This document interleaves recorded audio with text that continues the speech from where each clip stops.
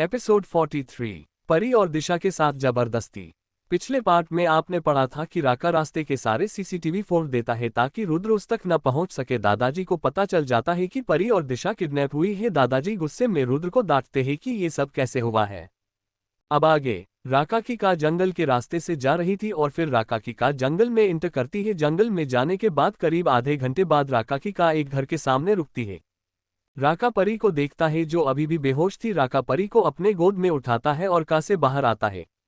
राज भी दिशा को अपने गोद में उठाता है और कार से बाहर आता है। राका परी को लेके घर के अंदर जाता है। घर बाहर से दिखने में खंडर जैसा लग रहा था पर अंदर से काफी अच्छे से सजाया गया था। राका का इंडिया में भी अच्छी खासी प्रॉपर्टी है। राका भी रुद्र से कम नहीं था, बस राका इंडिया में नहीं रहता था। राका परी को लेने इंडिया आया था।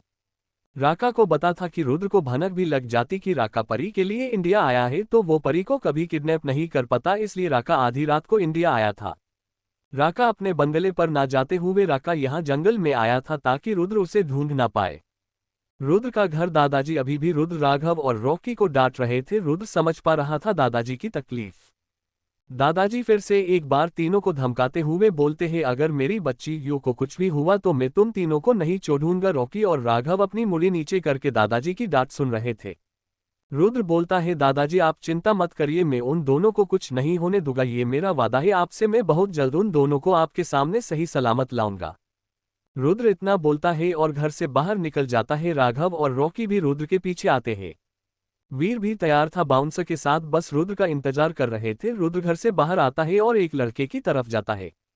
रुद्र उसके पास जाता है तो वो लड़का थोड़ा डर जाता है पर रुद्र को उस पे शक ना हो इसलिए वो अपने चेहरे पर डर नहीं दिखता। रुद्र काफी गुस्से में था। आज उसका गुस्सा कुछ अलग ही लेवल पे था जो सबके लिए बहुत खतरनाक था, इसलिए कोई भी कुछ नहीं बोल रहे थे। रुद्र उस लड़के के पास जाता है और उसका गला पकड़ लेता है और 2 सेकंड में ही उसकी मुड़ी तोड़ देता है, जिससे वो लड़का वही मर जाता है। सब लोग ये देख के डर जाते हैं क्योंकि किसी को नहीं पता था कि ये लड़का किसी को इस घर की पल पल की सारी इंफॉर्मेशन दे रहा था। रुद्र उस लड़के को छोड़ देता है जिससे वो जमीन पर गिर जाता है। रुद्र एक नज़र रॉकी को देखता है और अपनी कार की ओर बढ़ जाता है। रॉकी उस लड़के के पास जाता है और उसका फोन लेके अपने पास रखता है और कुछ बॉडीगार्ड को बोलता है, इसकी लाश को ठिकाने लगा दो और उन लोगों को पता नहीं चलना चाहिए कि ये मर चुका है। इतना बोल के रॉकी भी कार में बैठ जाता है और ना जाने कितने कारों का काफिला रुद्र के घर से बाहर निकल जाता है। राका परी को लेके रूम में आता है और परी को बेड पे सुलाता है और खुद परी के बाजू में बैठ जाता है। राका कब से बस परी को ही निहारे जा रहा था। राका अपने हाथ का अंगूठा परी के गाल पर रखता है और उसे सहलाता है। परी बहुत सॉफ्ट है। राका परी को बोलता है, तुम कितनी सॉफ्ट हो, मन कर रहा है तुम्हें अभी खा जाओ। राका ये सब बोलता है और उसकी नज़र परी के होठों पर जाती है जो सुर्ख लाल थे। राका परी के होठों पर अपना अंगूठा रखकर उसे सहलाने लगता है। राका परी के होठों की तरफ बढ़ जाता है। राका परी के ऊपर आता है और परी को एक नज़र ऊपर से नीचे देखता है और परी के होठों की ओर बढ़ जाता है। राका परी के दोनों गाल पर किस करता है और परी के और पास जाने लगता है तक परी को हल्का हल्का होसा रहा था। इस बात से अनजान राका तो परी के होठों की तरफ बढ़ रहा था। राका परी को होठों पर किस कर पता उससे पहले परी राका को धक्का दे देती है, इसके लिए राका तैयार नहीं था। वो परी से थोड़ा दूर हो जाता है पर गिरता नहीं है। परी अभी भी राका के नीचे थी। परी राका को अपने छोटे छोटे हाथों से मार रही थी जिससे राका को तो कोई फर्क नहीं पड़ रहा था। राका परी के दोनों हाथों को अपने एक हाथ में पकड़ लेता है और उसके सर के ऊपर लगाते हुए बोलता है, बस करो बेबी, तुम्हारे हाथों में दर्द होगा। परी बोलती है, आप कौन हो, मुझे मेरे घर जाना है। राका परी की मीठी आवाज सुन के बोलता है, तुम्हारी आवाज कितनी मीठी है और हाँ, हम अभी थोड़ी देर में घर के जाएंगे। राका फिर से परी के होठों की ओर बढ़ता है। परी राका के नीचे झटपटा रही थी। राका परी को किस करने ही वाला था कि परी अपना मुंह फिर फेर लेती है और रोने लगती है। राका को अब गुस्सा आने लगता है। वो परी के नेक पर किस करने लगता है। परी राका को रोकने की कोशिश भी नहीं कर पा रही थी क्योंकि राका ने उसे अच्छे से अपने नीचे दबोच रखा था। परी बस रोए जा रही थी। राज का कमरा। राज भी दिशा को देख रहा था और बोलता है, तुम कितनी खूबसूरत हो, और अपना जैकेट निकलने लगता है। इस बात से अनजान दिशा अभी भी बेहोश थी। राज दिशा के ऊपर आता है और उसके नेक पे किस करने लगता है। किस करते करते राज दिशा के कंधे से उसका टॉप थोड़ा नीचे करता है और उसके कंधों पर किस करने लगता है। अब राज अपना कंट्रोल खोता जा रहा था। परी राका से छूटने की बहुत कोशिश करती है पर सब बेकार था। राका अब परी पे हावी हो चुका था। राका परी के साथ कुछ गलत कर पाता कि तभी राका का दरवाजा खटखटाने की आवाज आए। राका उस आवाज को इग्नोर करता है पर फिर से वो आवाज आती है। राका गुस्से में परी से अलग होता है और जाके दरवाजा खोलता है। राका जैकी को देख के गुस्से में बोलता है क्या हुआ। जैकी परी को देखता है जो बेड पे सिकुड़ के बैठ के रो रही थी। जैकी राका को देख के बोलता है बॉस रुद्र सिंघानिया भूखे शेर की तरह हमें पूरे शहर में ढूंढ रहा है। पूरे इंडिया में उसने अपने आदमी फैला दिए हैं। पूरे शहर का कोना कोना छान मार रहे हैं। रुद्र कभी भी हम तक पहुंच सकता है। जैकी आगे बोलता है हमें जल्द से जल्द इंडिया से निकलना होगा इन दो लड़की को लेके। परी रुद्र का नाम सुनते ही खुश हो जाती है और बोलती है डेविल आ रहा है। जो राका और जैकी सुन लेते हैं। राका को गुस्सा तो आता है पर वो परी पर अपना गुस्सा नहीं निकलता और जैकी को बोलता है तैयारी करो हम अभी के अभी निकल रहे हैं लंदन के लिए। जैकी हाँ बोलता है और वहां से निकल जाता है। जैकी राज के रूम का डोर नॉक करता है। राज जो दिशा के नेक पर किस कर रहा था आवाज सुनते ही रुक जाता है और डोर ओपन करता है। राज बोलता है क्या हुआ क्यों आया है। जैकी बोलता है ये मुझे लंदन में करना अगर रुद्र आ गया ना तो ये तुझे देखने भी नहीं मिलेगी। चल चल के लंदन जाने की तैयारी करनी है। राज एक नज़र दिशा को देखता है और रूम से बाहर जाता है। करीब 1 घंटे बाद लंदन जाने की तैयारियां हो गई थी। अब रात के 9 बज रहे थे। राज अपने रूम में आता है तो देखता है कि दिशा को होश आ गया था। राज दिशा की ओर बढ़ता है और दिशा का हाथ पकड़कर बाहर आता है।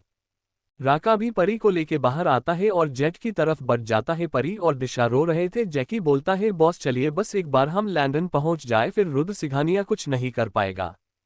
राका और राज परी और दिशा को लेके जेट में बैठ जाते हैं।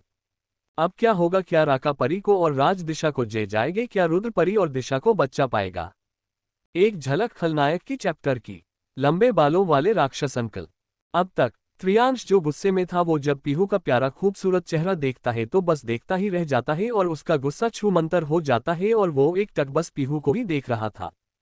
पीहू त्रियांश को देख अपनी छोटी छोटी आंखें पूरे रूम में घुमाती है और फिर अपनी आंखों में आंसू लिए त्रियांश को देख बोलती है अंकल भूत कहा गया।